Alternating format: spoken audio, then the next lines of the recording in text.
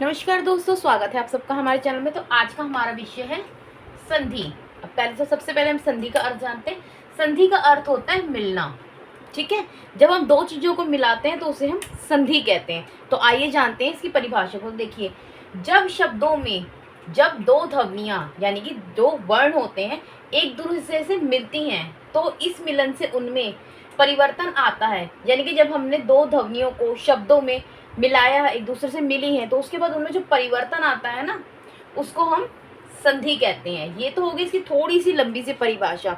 अब एक छोटी सी अगर आसान सी अगर आपसे परिभाषा पूछी जाती है कि संधि क्या होती है, तो आप इसको छोटी सी एक लाइन के अंदर इसको बता सकते हैं, जैसे कि दो वर्णों के मिलने से होने वाले परिवर्तन, यानी कि दो वर्णों के मिलने से होने वाले परिवर्तन को हम संधि कहते हैं। उदाहरण स्वरूप हम जैसे ये ले सकते हैं कि हम जैसे कि कलर, वाटर कलर्स होते हैं हमारे पास, ठीक है, तो उसके अंदर दो अलग अलग कलर, जिसके हमने व्हाइट और ब्लैक लिया, उन दोनों को हमने मिक्स किया, तो उन दोनों के मिलने से जो एक नया कलर निकल के आता है, यानी कि हमारा जो ग्रे कलर बना हैगा वो हमारा एक नया कलर बन गया। ठीक है, जो मतलब कि उन दोनों कलरों के मिलने से परिवर्तन आया है, तो उसके बाद जो एक नया कलर निकल के आया हैगा वो हमारा संधि कहलाएगा। ठीक है, तो उस हिसाब से जब हम शब्दों में दो ध्वनियों या वर्ण एक दूसरे से मिलते हैं और उनके मिलने से जो हल्का सा चेंज आएगा, जो परिवर्तन आता है ना, उसे संधि कहा जाता है। हमने एग्जाम्पल भी लेके इसको समझा कि संधि क्या होती है। कि कलर का हमने एक एग्जाम्पल लिया है, संधि की हमने एक बड़ी परिभाषा के रूप में भी समझा, संधि को एक छोटी सी परिभाषा के रूप में भी समझा।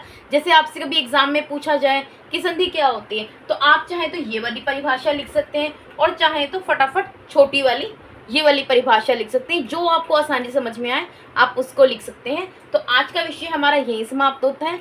नेक्स्ट वीडियो में हम जानेंगे संधि के भेदों को। ठीक है, तो मिलते हैं नेक्स्ट वीडियो में, तब तक के लिए बाय बाय।